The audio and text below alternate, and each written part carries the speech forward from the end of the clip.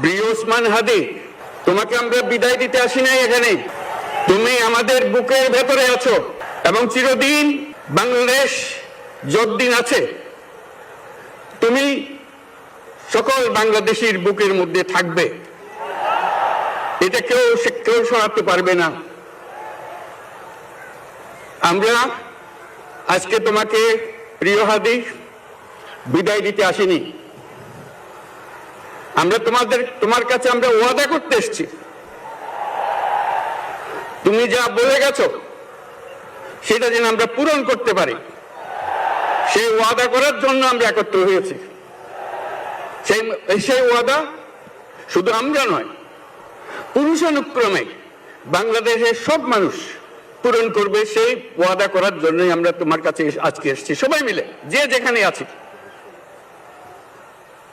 আমরা তোমার যে মানব প্রেম, তোমার যে ভঙ্গি, মানুষের সঙ্গে উঠা বসা, তোমার যে রাজনৈতিক দৃষ্টিভঙ্গি, সবাই প্রশংসা করছে। সেটা আমরা মনে প্রাণে গ্রহণ করছি, যে এটা যেন আমাদের মনে সব সময় জাগ্রত থাকে, আমরা সেটা অনুসরণ করতে পারি। তুমি আমাদেরকে এমন এক মন্ত্র কানে দিয়ে গেছো, সেই মন্ত্র বাংলাদেশের কেউ কোনোদিন ভুলতে পারবে না এবং এই মন্ত্র চিরদিন আমাদের কানে বাঁচতে থাকবে। সেই মন্ত্র বাংলাদেশের বড় মন্ত্র হয়ে আমাদের জাতির সঙ্গে সংযুক্ত থাকবে। তোমার মন্ত্র ছিল চলো বলো বীর চির উন্নত মমশির। এই উন্নত মমশিরের যে মন্ত্র তুমি দিয়ে গেছো, সেটা বাংলাদেশি সন্তানের জন্মলগ্ন থেকে যতদিন সে বেঁচে থাকবে নিজের কাছে বলবে চল বলো বীর চির উন্নত মমশির, আমাদের শির কখনো নত হবে না। সেই মন্ত্র তুমি আমাদেরকে দিয়ে গেছো, আমাদের সব কাজে সেটা আমরা প্রমাণ করব। আমরা দুনিয়ার সামনে মাথা উঁচু করে চলবো, কারো কাছে মাথা নত করব না। সেই মন্ত্র তুমি আমাদেরকে দিয়ে গেছো, আমরা সেটা পূরণ করে যাব। প্রিয় হাদি, তুমি নির্বাচনে অংশগ্রহণ করতে চেয়েছিলে এবং সেই নির্বাচনে অংশগ্রহণ করতে গিয়ে নির্বাচন কিভাবে করতে হয় তারও একটা প্রক্রিয়া জানিয়ে গেছে আমাদেরকে।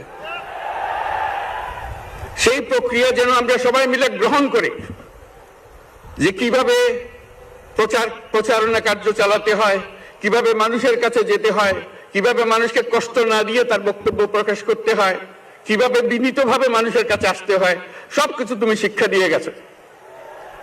আমরা এই শিক্ষা গ্রহণ করলাম, আমরা এই শিক্ষা চালু করতে চাই। আমরা সবাই আমাদের জীবনে আমাদের রাজনীতিকে এই পর্যায়ে নিয়ে আসতে চাই, যাতে হাদি আমাদের জীবনে স্পষ্টভাবে জাগ্রত থাকে। হাদি, তুমি হারিয়ে যাবে না, তুমি কোনোদিন কেউ তোমাকে ভুলতে পারবে না। তুমি যুগ যুগ ধরে আমাদের সঙ্গে থাকবে, আমাদেরকে তোমার মন্ত্র পুনঃ পুনঃ মনে করিয়ে দেবে, আমরা তোমাকে মনে করিয়ে দেব চলো বীর অন্যতম মমশির। আমরা সেই মন্ত্র নিয়ে আজকে সামনের পথে এগিয়ে যাব। তোমাকে আমাদের সবার পক্ষ থেকে তোমার সঙ্গে ওয়াদা করলাম, আজকে তোমাকে আল্লাহর হাতে আমানত রেখে গেলাম।